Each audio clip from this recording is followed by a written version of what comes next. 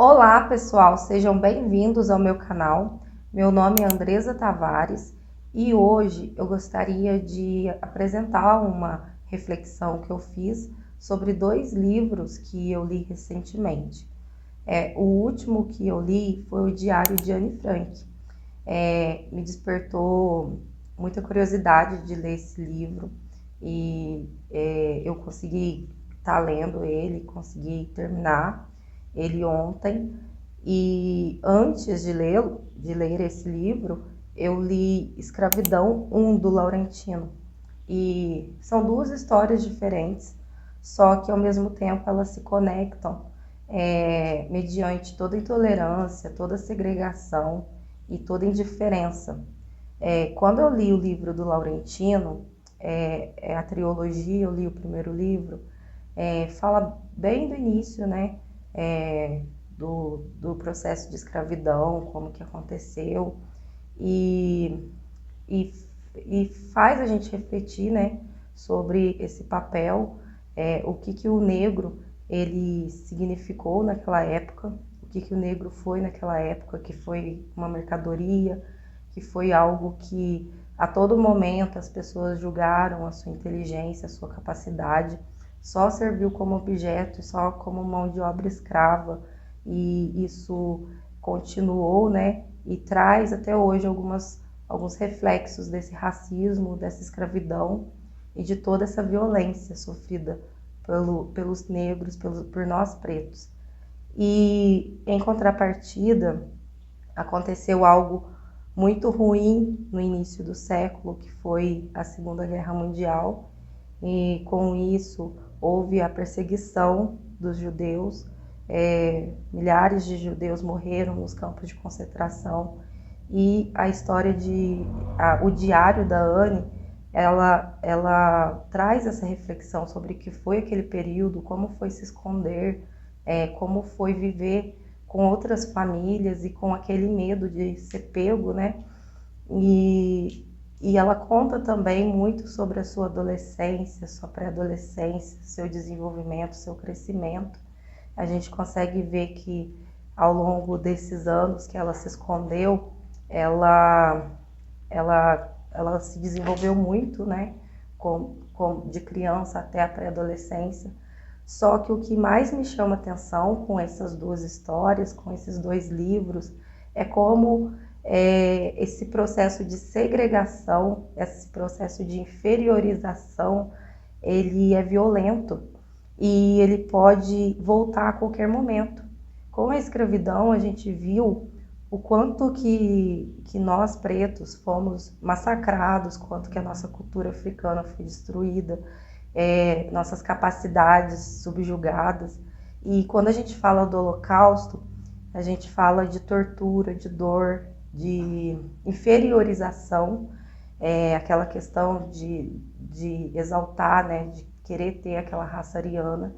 E é bom a gente lembrar também que o Holocausto, a maioria, né, o foco foi para os judeus, só que também muitas outras pessoas de outras etnias, ciganos, pretos, entre outras diversas etnias que também foram pegos e também foram explorados, torturados e mortos. Quando a gente fala essa questão de segregar, a gente abrange a questão de uma raça inferiorizar a outra. E a gente teve também esse período no início do século passado, na África do Sul e nos Estados Unidos. A gente viu que o processo de separação e inferiorização do povo preto foi muito grande e se assemelha muito à questão dos judeus, do Holocausto, da divisão. Eu estou falando que são duas histórias diferentes, eu quero que vocês entendam que tem as particularidades dos povos que foram presos, que foram pegos no Holocausto, dos judeus, entre outras raças, e há também uma divisão muito grande entre a cultura e a história do povo preto. A diferença entre também essas duas histórias. Quando a gente fala da questão dos judeus, toda essa questão da Segunda Guerra, a Alemanha nazista, é diferente o perfil do povo preto. Os judeus, eles tinham um poder aquisitivo, eles tinham um bom acesso aos estudos, eles tinham oportunidades, eles eram bem posicionados, a classe deles era alta, e comparado ao processo de escravidão, é muito diferente, porque nós pretos, a gente, desde o início desse processo de escravidão, a gente não tinha nada.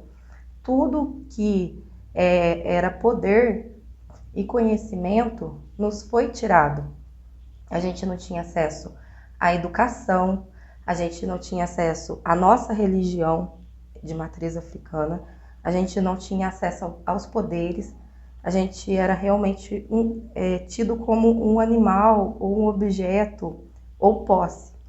Mas eu trouxe essa reflexão porque mesmo assim essas histórias elas se conectam, elas se juntam de uma forma muito diferente, né? Mas tem a sua essência, que é a questão da segregação. É muito importante a gente entender que quando é tirado o poder das pessoas, é tirado tudo que as pessoas têm, o que resta é aquilo que a gente guarda, que é o conhecimento. Então, esses 2 livros que eu li, eles me fizeram refletir bastante sobre todos esses povos que foram escravizados, torturados, e todos esses povos que sofreram esse processo de segregação e as suas diferenças. É muito importante a gente entender que toda forma de separar, de dividir, de desunir é terrível e provoca um mal muito grande para a história, para a nação, para as pessoas, provoca muita destruição. E é muito importante a gente entender a particularidade e não julgar esses 2 acontecimentos.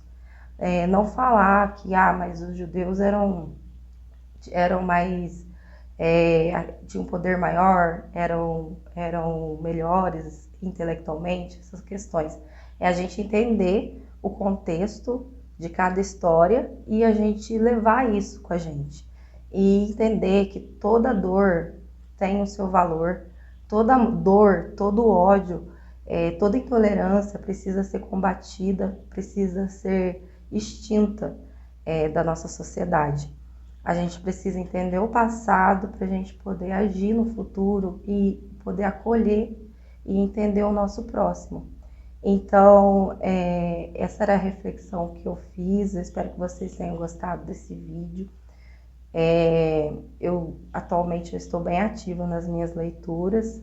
Peguei agora O Pequeno Príncipe para ler e comecei já a leitura.